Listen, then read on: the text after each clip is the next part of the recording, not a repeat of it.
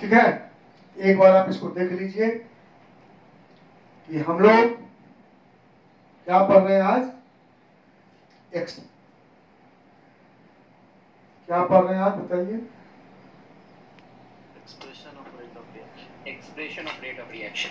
हाँ, हम लोग आज पढ़ रहे हैं how to express rate of a reaction. किसी रिएक्शन के रेट को हम कैसे एक्सप्रेस करेंगे, कैसे व्यक्त करेंगे, कैसे निकालेंगे। ठीक है, क्या पढ़ रहे हैं, how to express rate of a reaction, व्यक्त कैसे करेंगे उसका।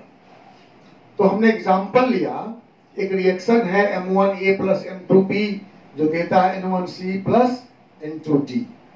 तो इसका रेट ऑफ रिएक्शन होगा 1 dC/dt, रेट ऑफ रिएक्शन के लिए लिखे हम, तो वो -1/M1 dA/dt या -1/M2 dB/dt या +1/N1 dC/dt या +1/N2 dd/dt।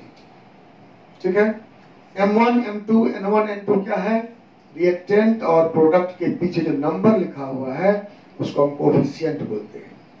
और dA/dt है, dA मतलब change in concentration of A और dt मतलब टाइम। ये हो गया rate of change of A, ये rate of change of B, ये rate of change of C, ये rate of change of D। तो हमने A में लिखा है डिसअपियरेंस, क्योंकि A और B रिएक्टेंट है जो खर्च होगा और C और D प्रोडक्ट है जो बनेगा। इसमें लिखा आपने डिसअपियरेंस, इसमें लिखा है अपीयरेंस। इस फार्मूला से हम एक जनरल आपको लिख दिए, तो अलग अलग हुआ, जनरल लिख दिए कि रेट ऑफ रिएक्शन बराबर 1 bye coefficient rate of change of concentration of reactants और प्रोडक्ट्स। रिएक्टेंट भी हो सकता है, प्रोडक्ट हो सकता है। इसी को हम क्रॉस मल्टीप्लाई किए, rate of reaction into coefficient क्या हो जाएगा, rate of change of concentration of reactants and products. इसी को लिख दिए, rate of change of concentration of reactants और प्रोडक्ट्स बराबर coefficient into rate of reaction. आपको इस विस्तार में अगर दिक्कत है तो आप एक लाइन सिर्फ ये याद रखिए कि रेट ऑफ चेंज दिया रहेगा, उसको कोफिशिएंट से डिवाइड करेंगे तो रेट ऑफ रिएक्शन मिलेगा, और रेट ऑफ रिएक्शन दिया रहेगा उस कोफिशिएंट से गुना करेंगे तो हमको रेट ऑफ चेंज मिलेगा। अब एक सवाल आप लोगों के मन में आया कि हम कल तो सीधे बोले थे rate of reaction is rate of change of concentration of reactants और प्रोडक्ट्स, फिर आज ये नया क्या मैंने कर दिया। तो मैं एक एग्जांपल दिखाता हूं, आप लोग समझदार हैं, तुरंत समझ जाएंगे कि मैं क्या कह रहा हूं, आज क्या कहा था कल। एक रिएक्शन लिखता हूं, एक सवाल देता हूं, इसको मिटाऊं, मिटा दूं? हाँ ये सर मिटा दीजिए। गुड।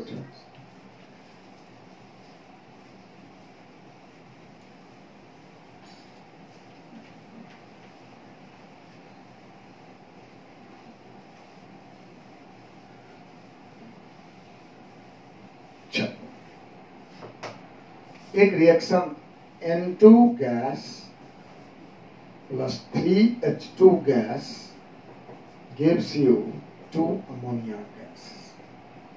यह एक रिएक्शन है, ये रिएक्शन है N2 gas plus 3H2 gas gives you 2 NH3 gas. अब ये बताओ कि 1 मोल N2 पर सेकेंड खर्च हो रहा है, 1 मोल N2 पर सेकेंड खर्च हो रहा है। Rate of disappearance of N2 is 1 मोल पर सेकेंड। रेट ऑफ रिएक्शन क्या हुआ,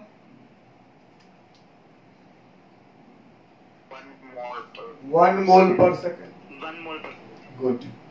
अदिति ठाकुर है? नहीं है। मोहम्मद साकिब है। अदिति बोलो, बोलो Aditi. Rate of disappearance of hydrogen कितना है, कितना होगा?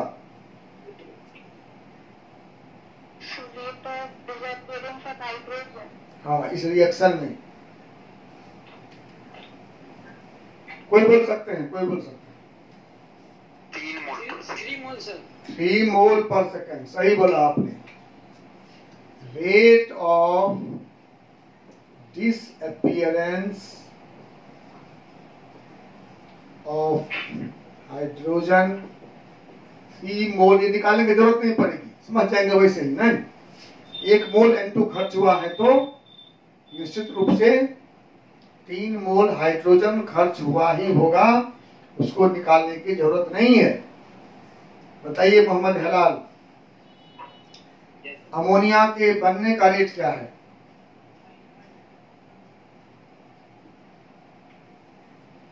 अमोनिया के बनने का रेट क्या है?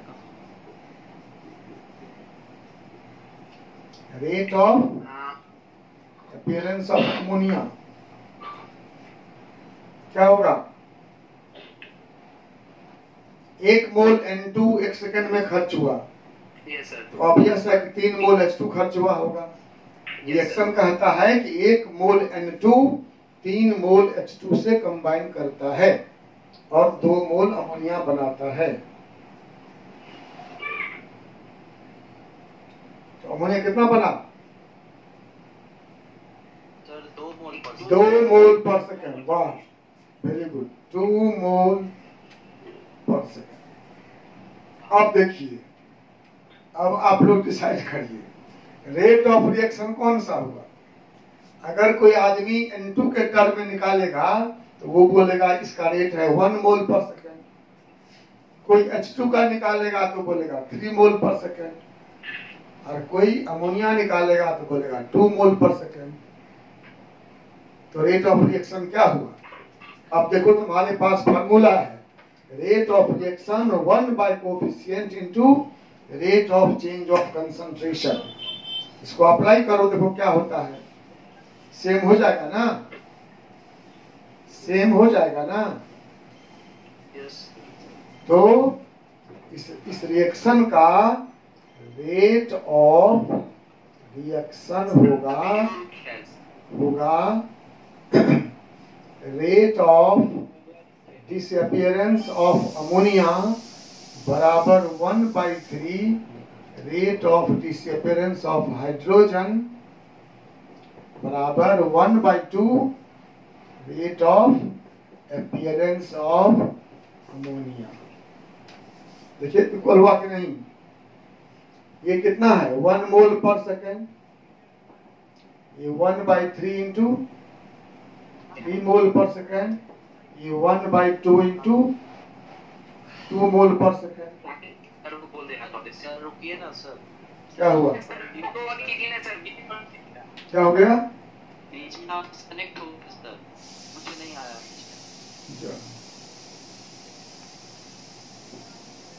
ठीक हुआ? नहीं सर। तो आ गया।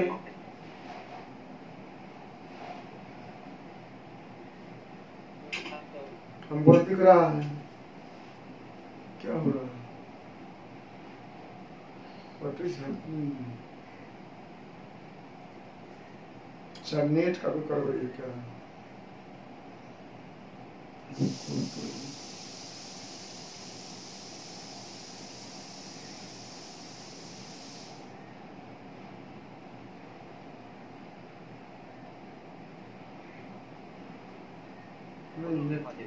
नहीं तो ठीक है। हाँ आ गया सर, ये सर हो गया।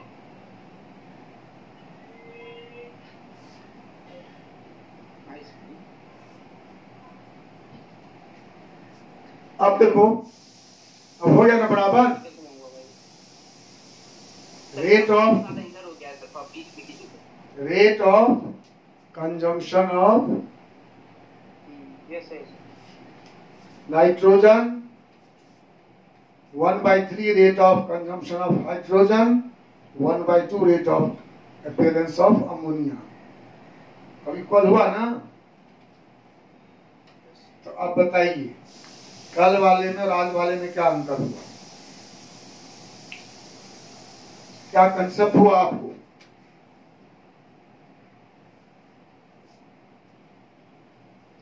What concept you developed? Sir जो रिएक्टेंट्स एक मोल रहेगा सिर्फ वही जो है रेट ऑफ रिएक्शन देगा, बाकी सब का अपना रेट होगा, तो इसलिए उसके कोफिशिएंट से डिवाइड करना होगा। हाँ, थोड़ा सा इसको और इलेबोरेट करिए। एक ही रिएक्टेंट रहेगा अगर, तो जो फॉर्मूला पढ़े थे कल वो अप्लाई करेंगे, और जब मल्टी रिएक्टेंट रिएक्शन रहेंगे, मल्टी प्रोडक्ट रिएक्शन रहेंगे, उस समय रेट निकालेंगे।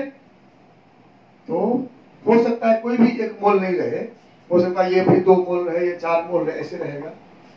तो उस समय हम रेट ऐसे निकालेंगे। सिंगल एक रिएक्टेंट रहेगा, calcium carbonate decomposes to CaO plus CO2, इसका रेट निकालो, सीधे CaCO3 से निकाल लेंगे। ठीक है ना? और अगर 2-3 रिएक्टेंट प्रोडक्ट है तो हम यही तो करेंगे, जिसमें आपकी मर्जी, आप इसका रेट निकाल लीजिए। अमोनिया कितना खर्च हो रहा है प्रति सेकेंड, उसको 2 से भाग दीजिए, रेट ऑफ रिएक्शन। आप H2 का निकाल लीजिए, कितना खर्च हो रहा है, उसको 3 से भाग दीजिए, रेट हो गया। आप N2 का निकाले, जो निकाले rate of change of N2, वही रेट ऑफ रिएक्शन हो गया। ठीक है? एक सवाल बना, न्यूमेरिकल है इसमें, इसी पर बेस्ड।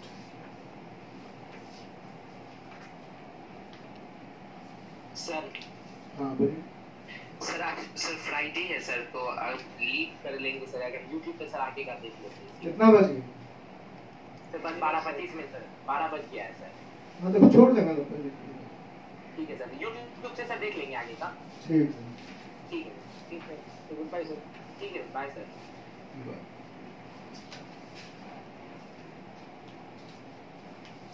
एक सवाल लिखो।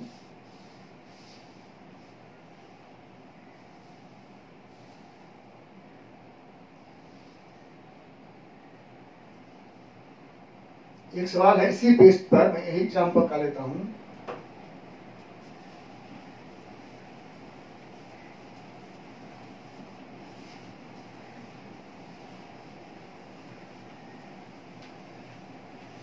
इसी एग्जाम्पल लीजिए,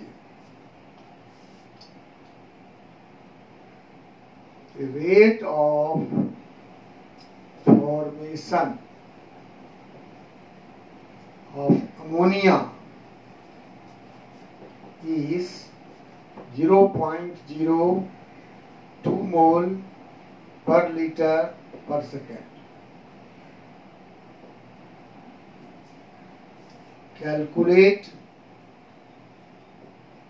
rate of formation, rate of consumption of hydrogen.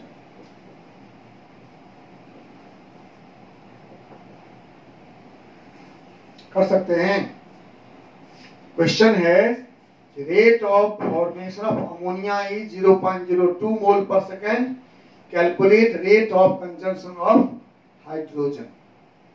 Ammonia के बनने का रेट दिया है, तो आपको निकालना है हाइड्रोजन के खर्च होने का रेट कितना होगा। निकलेगा? Yes sir. हाँ, इक्वेट कर देंगे हम उसी फार्मूला से, रेट ऑफ रिएक्शन बराबर 1/2 into rate of formation of ammonia. नहीं, तो रेट ऑफ रिएक्शन क्या हो गया, dC/dt बराबर 1/2 इंटू 0.02 मोल पर लीटर पर सेकेंड। ठीक है, बराबर 0.01 मोल पर लीटर पर सेकेंड। और rate of consumption of H2 क्या हो जाएगा 3 इंटू रेट ऑफ रिएक्शन होगा ना। कंजम्पशन ऑफ H2 कितना होगा rate of reaction into coefficient कितना हो गया 3 इंटू 0.01 मोल पर लीटर पर सेकेंड, दैट इज 0.03 मोल पर लीटर पर सेकेंड। इसी टाइप का न्यूमेरिकल इसमें छोटा सा है, आसानी से बन जाने वाला होगा, लेकिन हो सकता है एक का रेट दिया हो दूसरे का रेट निकालना हो तो बन जाएगा। Yes sir. अब नेक्स्ट टॉपिक हमारा है factors affecting rate of reaction. Rate को तो एक्सप्रेस कर लिए, अब इसके फैक्टर्स क्या सब हैं, किन किन बातों पर रेट ऑफ रिएक्शन डिपेंड करता है। तो फैक्टर्स होंगे मेनली 4। पहला होगा nature and state of reactants, दूसरा होगा कंसंट्रेशन ऑफ रिएक्टेंट्स, तीसरा होगा टेम्परेचर ऑफ रिएक्टेंट्स और चौथा होगा कैटलिस्ट।